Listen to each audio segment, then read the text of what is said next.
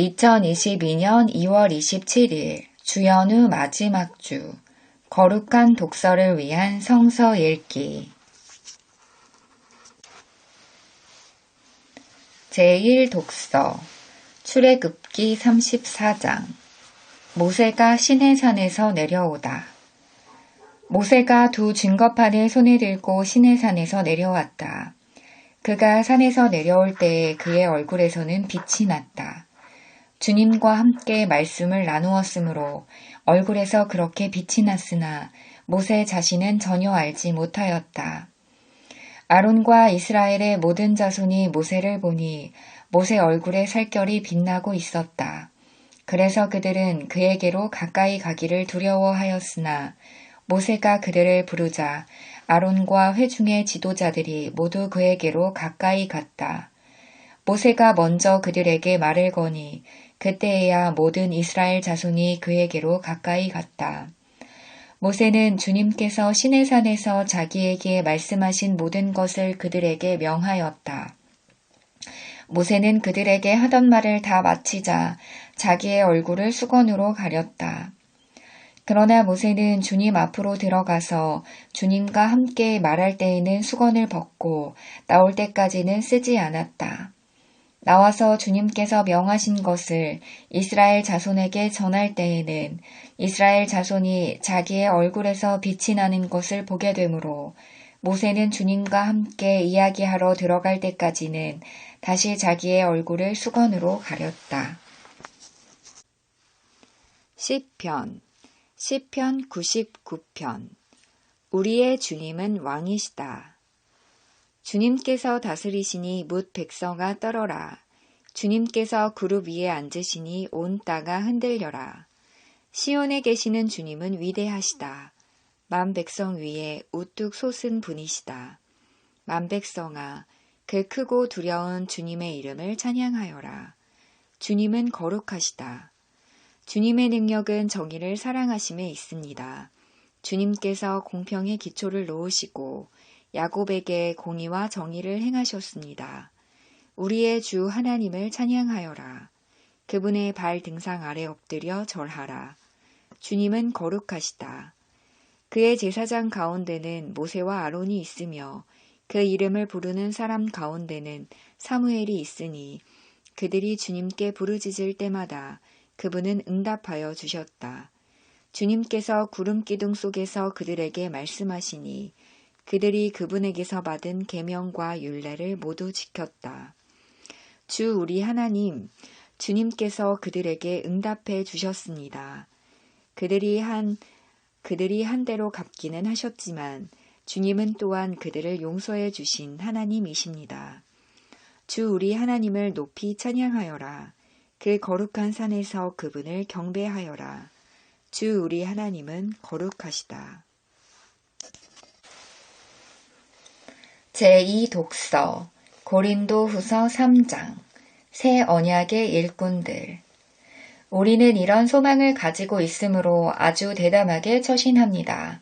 모세는 이스라엘 자손이 자기 얼굴의 광채가 사라져가는 것을 보지 못하게 하려고 그 얼굴에 너울을 썼지만 그와 같은 일은 우리는 하지 않습니다. 그런데 이스라엘 백성의 생각은 완고해졌습니다. 그리하여 오늘날에 이르기까지도 그들은 옛 언약의 책을 읽을 때에 바로 그 너울을 벗지 못하고 있습니다. 그 너울은 그리스도 안에서 제거되기 때문입니다. 오늘날까지도 그들은 모세의 글을 읽을 때에 그 마음의 너울이 덮여 있습니다. 그러나 사람이 주님께로 돌아서면 그 너울은 벗겨집니다. 주님은 영이십니다. 주님의 영이 계신 곳에는 자유가 있습니다. 우리는 모두 너울을 벗어버리고 주님의 영광을 바라봅니다. 이렇게 해서 우리는 주님과 같은 모습으로 변화하여 점점 더 큰 영광에 이르게 됩니다.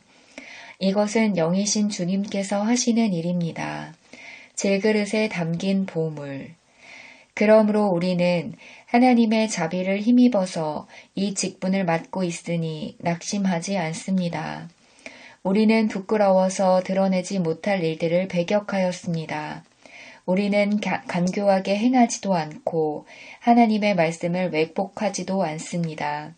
우리는 진리를 환히 드러냄으로써 하나님 앞에서 모든 사람의 양심에 우리 자신을 떳떳하게 내세웁니다. 복음서 누가복음 9장 영광스러운 모습으로 변모하시다. 이 말씀을 하신 뒤에 8해쯤 되어서 예수께서는 베드로와 요한과 야고보를 데리고 기도하러 산에 올라가셨다. 예수께서 기도하고 계시는데 그 얼굴 모습이 변하고 그 옷이 눈부시게 휘어지고 빛이 났다. 그런데 갑자기 두 사람이 나타나 예수와 더불어 말을 하고 있었다.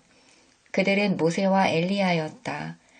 그들은 영광에 쌓여 나타나서 예수께서 예루살렘에서 이루실 일, 곧 그의 떠나가심에 대하여 말하고 있었다. 베드로와 그 일행은 잠을 이기지 못해서 졸다가 깨어나서 예수의 영광을 보고 또 그와 함께 서 있는 그 두 사람을 보았다. 그 두 사람이 예수에게서 막 떠나가려고 할 때에 베드로가 예수께 말하였다. 선생님, 우리가 여기서 지내는 것이 좋겠습니다. 우리가 초막 셋을 지어서 하나에는 선생님을, 하나에는 모세를, 하나에는 엘리야를 모시겠습니다. 베드로는 자기가 무슨 말을 하는지도 모르고 그렇게 말하였다.